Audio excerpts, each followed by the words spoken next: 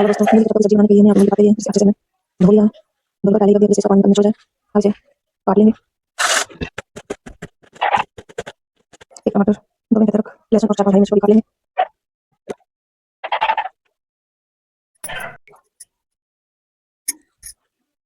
चने की दाल को हमने आधे घंटे भिगो कर दिया था।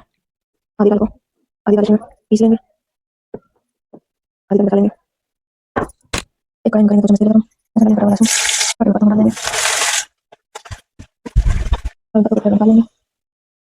2 चम्मच तेल को फिर से गरम किया है। डालेंगे जीरा, ऐसा करेंगे कटे हुए टमाटर,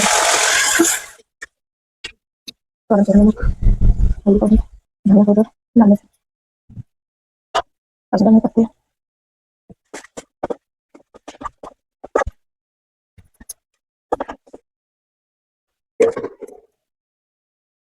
अब इसमें डालेंगे अदरक मिर्च और दाल का पेस्ट।